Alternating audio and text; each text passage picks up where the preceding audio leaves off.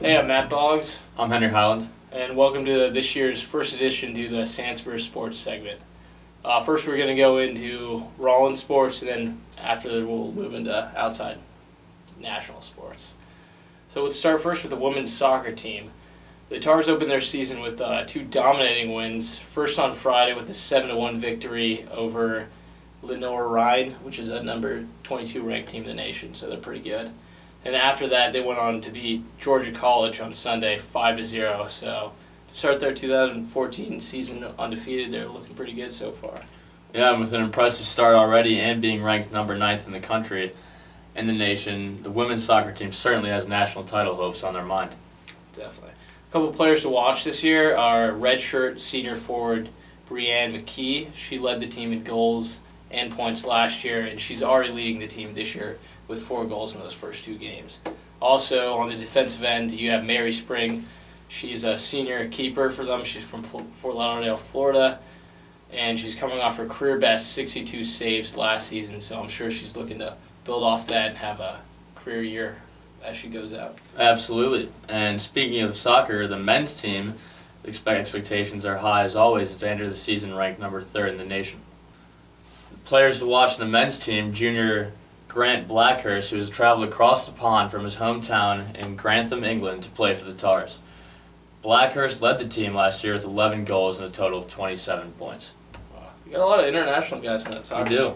Must be one of the reasons why they're good. They're very good players.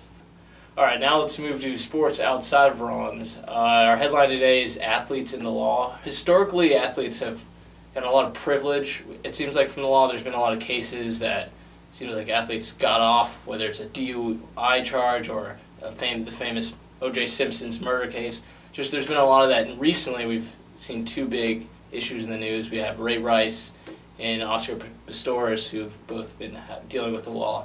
So let's start with Ray Rice. Huh? Yeah, for those of you who've been paying attention to the internet or even on TV these past couple of days, I'm sure you've seen the footage of Ray Rice punching his girlfriend and actually knocking her out and then dragging her out of an elevator in an Atlantic City casino. Yeah. And yeah, if you've seen the footage, it's pretty graphic stuff. It's even worse because he tries to act like he didn't Oh, do and then he anything just wrong. acts nonchalant. And grabs her. Oh, like, oh yeah, I'm helping her out. I clearly can tell he kind of immediately after he did that, he started to realize what the magnitude of the situation. But in even taking even more heat right now is the NFL, who apparently received the videotape a couple months ago when this issue first came to light and did nothing about it. And that is currently having a lot of people calling for people like Roger Goodell's job, people in the Ravens organization. A lot of people think he may be a cover-up. Yeah, I mean, well, the initial suspension was only 2 games. And then which is ridiculous. You have guys like Josh Gordon who was smoking marijuana.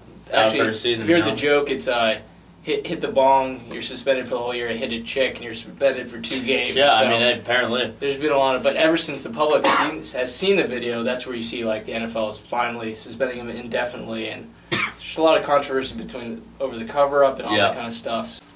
So, given the heat of the NFL and, like, how they got the video already, do you think there's, like, a cover-up, or do you think Roger Goodell should be held accountable? Do you think some people say he should be fired? I think he has to be fired. I mean, I think we've seen what cover-ups, have done in sports, and we've seen the retaliation. A lot of people have lost their jobs.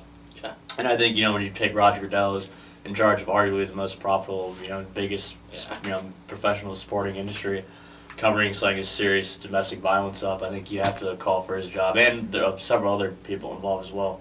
Yeah, I think it's definitely tough to say he's responsible for it because obviously he's so high up the ladder that he might not have known the details. Maybe he didn't even see the video himself, but regardless, you're the head of the NFL. And if it's out there and it apparently was sent to the organization, I think that you have to take accountability. He's got to go. That's because they definitely tried to cover themselves by immediately suspending him for the season. Once the video came out to the public, but yeah.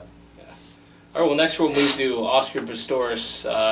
Unlike Ray Rice, he's not a well-known athlete. He's a Paralympic athlete. He's actually extremely successful in his field, though. He was at one point the best sprinter in all of the Paralympics. His nickname is actually Blade Runner, the fastest man on no legs. Oscar Pistorius. So he's definitely a good player. Despite his inspiring story, being born without legs. He's most recently been in the media because a trial case back in 2013 where he shot and killed his fiancée, and his story is that he didn't know it was her.